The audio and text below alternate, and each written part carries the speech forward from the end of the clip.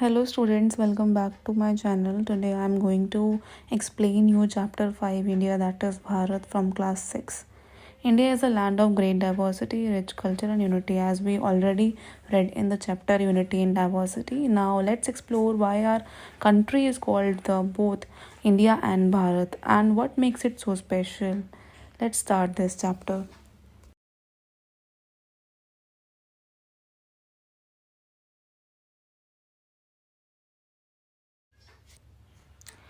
इस चैप्टर के second page पे आपको एक फिजिकल मैप दिया है इंडियन सब कॉन्टिनेंट का with some of its rivers. आप ये देख सकते हो इंडियन सब कॉन्टिनेंट। पहली बात तो बताऊँ क्या है, ये एशिया का, साउथ एशिया का रीजन है। हमारा जो इंडिया है वो कौन से कॉन्टिनेंट में आता है, वो आता है एशिया में, और नीचे आता तो साउथ में आता है। अब इंडिया, पाकिस्तान, बांग्लादेश, नेपाल, भूटान जितने भी पहले थे, ये इंडिया के साथ सब मिक्स थे, तो इसे इंडियन सब कॉन्टिनेंट कहते हैं। जब पहले डिवीज़न नहीं हुआ था, बंटवारा नहीं हुआ था, तब उसे इंडियन सब कॉन्टिनेंट कहते हैं। ठीक है, तो यहाँ पे दिया हुआ है कि ये हिंदू कुश है, ये माउंटेन्स का नेम है, ये यहाँ हिमालयाज़ हैं, यहाँ बहुत सारी रिवर्स के नेम दिए हुए हैं, जैसे आप पढ़ सकते हो इसमें, ये bay of Bengal, Arabian sea, ठीक है, Sri Lanka.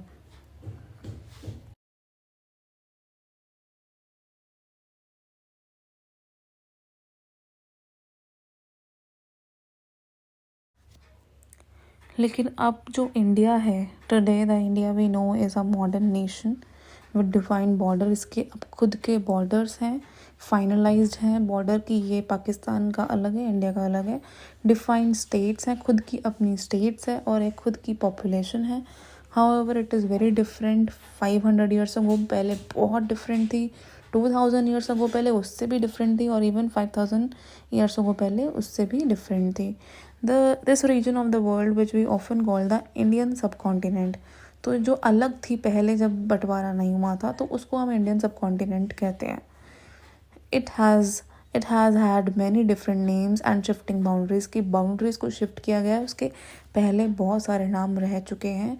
We can learn about India's past, अब हम इंडिया के पास्ट के बारे में पढ़ सकते हैं, इस चैप्टर के थ्रू पढ़ेंगे।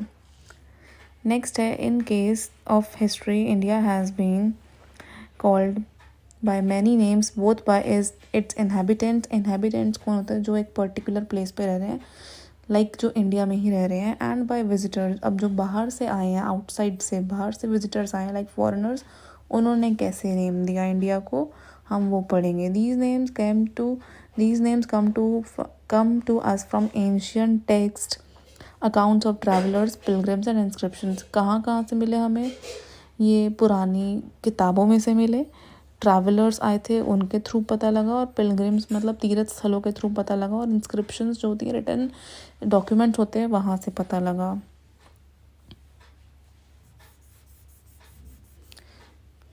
मैं सब कुछ इंपॉर्टेंट अंडरलाइन कर रही हूँ कि हम इसमें से क्या क्या पढ़ेंगे। पहले तो इनहेबिटेंट्स की डिफ़ाइन आती है, आप ये लर्न कर लेना, और हमें कहाँ कहाँ से मिलें इंडिया के नेम, वो हम इसमें चैप्टर में पढ़ेंगे। Let's start. How Indians named India. अब इंडियंस ने कैसे इंडिया को नेम दिया। एक ऋग्वेदा है, बहुत पुराना टेक्स्ट है, बहुत पुरानी बुक है, वो हमने चैप्टर 7 में भी पढ़ा था। It is several 1000 years old, बहुत हज़ारों साल पुरानी है। It gives the north west reason of the sub continent the name सप्त सिंधवा। जो हमारे इंडिया में नॉर्थ वेस्ट रीजन आ रहा है, दिस रीजन आ रहा है, ये रीजन में यहाँ पे बहुत सारी नदियाँ थी, 7 रिवर्स थी, तो इस रीजन को कहा गया था सप्त सिंधवा। जैसे कि इसमें लिखा है, it gives a north west region name subcontinent Sapta Sindhava, the land of 7 rivers. The word Sindhava comes from Sindhu which refers to Indus river. ठीक है, ये इंडस रिवर का नाम सिंधु था, उसके थ्रू दिया गया है, और इस लैंड को पूरा सप्त सिंधवा कहा गया है।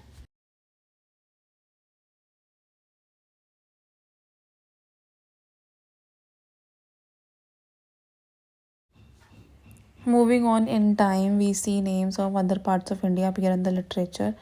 लिटरेचर्स में भी बहुत सारे नाम पाए गए थे, जैसे महाभारत एक लिटरेचर है, रामायण है, वहाँ पे भी कुछ टर्म्स थी जो हमने पढ़े थे उसमें चैप्टर 7 इंडियंस कल्चरल रूट्स में। Interestingly it let's many reasons, उसमें बहुत सारे रीजन्स के नाम मेंशन थे, जैसे कि कश्मीर, कश्मीरा, जो आज के टाइम में कश्मीर के नाम से जाना जाता है, कुरुक्षेत्र जो ये हरियाणा में है, वंगा जो बंगाल में है, और प्रगज्योतिषा जो कि असम में है, कच्छ में ही है गुजरात में, और केरला जो आज भी केरला के नाम से जाना जाता है, एंड सो ऑन। और भी बहुत सारे नेम मेंशन थे महाभारत में।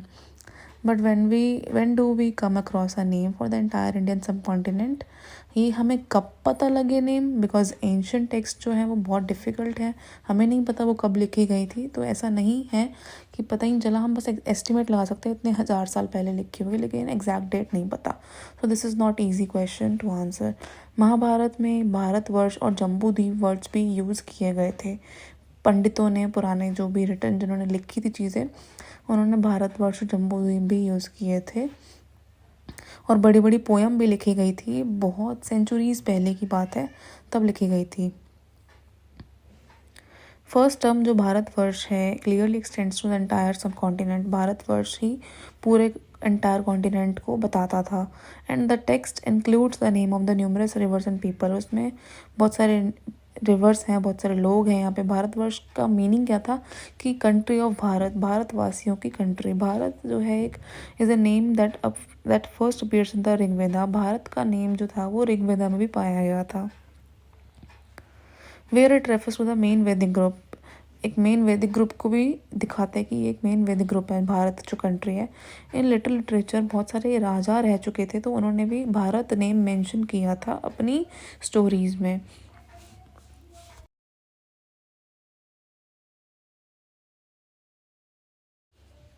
द सेकेंड टर्म जम्बू द्वीप means the island of the fruit of the jamun tree. जो जम्बू द्वीप है ये बताया गया था, इसका मीनिंग होता है जो हमारी इंडिया है उस पर बहुत सारे जामुन ट्री उगते थे, तो इसलिए उसका नाम था जम्बू द्वीप। ठीक है, जम्बुल ट्री भी कहते थे उसको, जामुन का पेड़, मालाबार प्लम ट्री एट्सेट्रा। तो ये सब इंडियन सब कॉन्टिनेंट का नाम रखा गया था क्योंकि वो जम्बू द्वीप की लैंड थी। In fact we get a good clue from the Indian emperor से भी हमें एक गुड क्ल्यू मिलता है जिसका नेम अशोका था। हम उसे नेक्स्ट चैप्टर में पढ़ेंगे, बाद में पढ़ेंगे। For now we can take his date to about 250 BC around की बात है। As we will see he left many inscription. उसने बहुत सारी लिखी हुई चीज़ें छोड़ी थी। इंस्क्रिप्शन होती लिखी हुई चीज़ें। In one of them he used the same, उनमें से एक में उन्होंने सेम नेम जम्बूद्वीप यूज़ किया था to describe the whole of India. पूरे इंडिया को दिखाने के लिए जम्बूद्वीप मेंशन किया गया था, which at the time includes today's Bangladesh. बहुत सारे पार्ट्स इंक्लूड है, जैसे कि आज बांग्लादेश पाकिस्तान अलग है, अफगानिस्तान सब अलग है, लेकिन पहले सब एक साथ थे। तो ये जम्बूद्वीप इन सबको कलेक्ट करके ही बना था।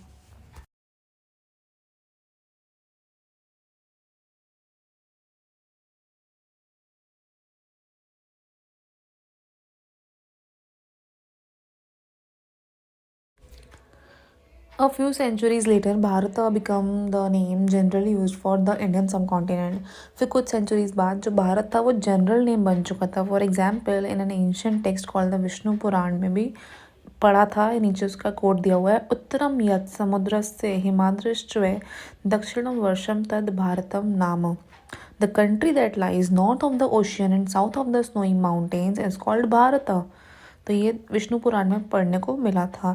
This name Bharat remains in use even today. आज भी हम नाम से जानते हैं कि इंडिया को हिंदी में भारत कहते हैं। North India it is generally written as Bharat, while in south India it is often Bharatam. North India में भारत बोला जाता है और साउथ इंडिया में भारतम बोलते हैं।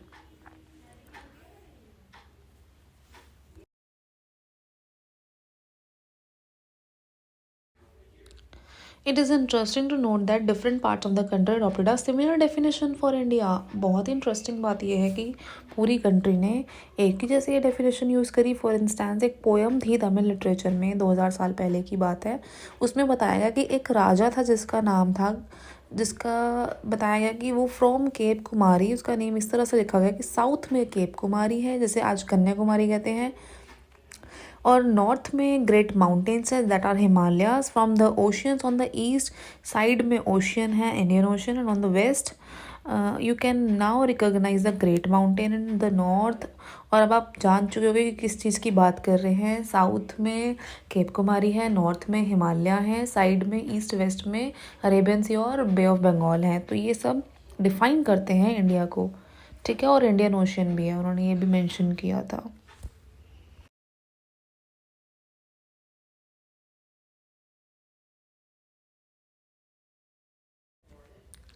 फिर आता है डोंट मिस आउट में the Indian constitution which was first written in English. पहली बात तो कॉन्स्टिट्यूशन क्या होता है उसकी डिफाइन साइड में दिया है। एक सेट होता है डॉक्यूमेंट का जिसमें रूल्स लॉज प्रिंसिपल्स लिखे होते हैं कि आपने वो मानने ही मानने हैं। ठीक है, अगर आप एक कंट्री में रह रहे हो तो आपको वो मानना बहुत ज़रूरी है। तो इसमें भी क्या लिखा था, वॉज रिटन इन इंग्लिश। जब वो पहली बार इंग्लिश में लिखा था उसमें जो ऊपर फर्स्ट नोट है उसमें लिखा था India that is Bharat. Same similarly उसका हिंदी वर्जन जब लिखा था तो उसमें लिखा था भारत अर्थात इंडिया। तो ये कॉन्स्टिट्यूशन से भी हमें पता लग रहा है कि जो इंडिया है उसका सेकंड नेम भारत है और जो भारत है उसका सेकंड नेम इंडिया है। दोनों ये हमारी कंट्री के नेम है।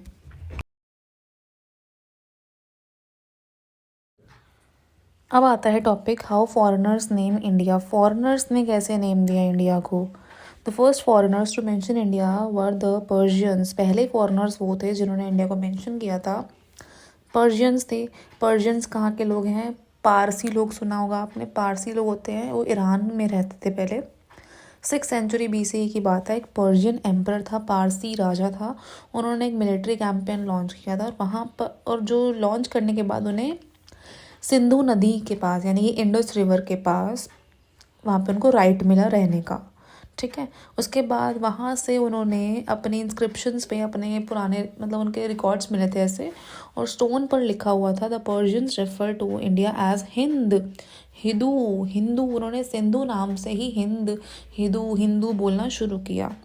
ठीक है, वो धीरे धीरे करके करेक्ट हो गया, हिंदू टर्म बन गया। तो हिंदू टर्म एक जियोग्राफिकल टर्म है, ये हिंदू रिलीजन की बात नहीं कर रहे। तो इस तरह से उन्होंने नेम दिया था, सिंधु हिंद हिंदू हिंदू इस तरह से नेम दिया था। तो ये रहा, इसका ये बताया गया कि पहले सिंधु बोला, फिर हिंदू, फिर इंडोई इंडिक, जो भी इस तरह से वो आगे बढ़ते हैं।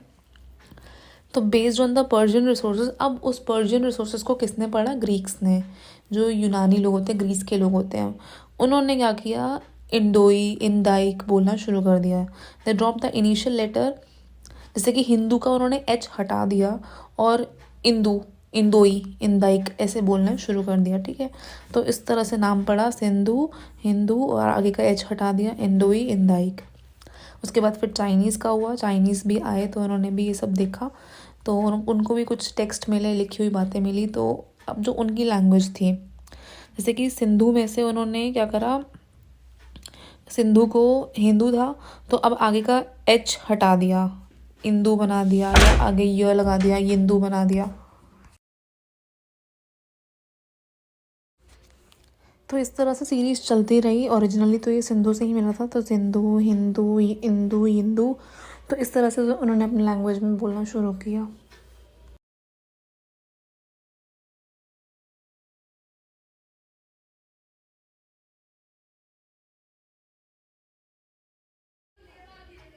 ये फर्स्ट पेज है कॉन्स्टिट्यूशन ऑफ इंडिया का, ये 2000 में रीप्रिंट हुआ था, तो आप देख सकते हो। ठीक है,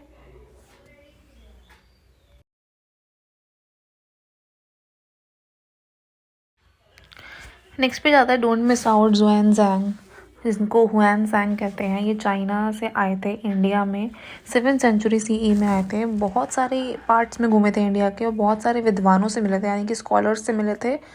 और उन्होंने बुद्धिस्ट टेक्स्ट कलेक्ट किया, यानी कि बौद्ध धर्म की ग्रंथों को कलेक्ट किया और गए वापस चाइना 17 ईयर्स के बाद। ठीक है, वहाँ पर उन्होंने उन मैन्युस्क्रिप्ट्स को ट्रांसलेट किया, he took back with him, जो लेकर गए थे यहाँ से, from Sanskrit into Chinese language में ट्रांसलेट किया। Several other Chinese scholars visited India over their centuries, और फिर वहाँ के विद्वान इंडिया आए, मतलब वो सेंचुरीज तक आते ही रहे इंडिया आते रहे। तो ये सब चलता रहा, तो ये सब बहुत इम्पोर्टेंट है, मैं अंडरलाइन कर दे रही हूँ।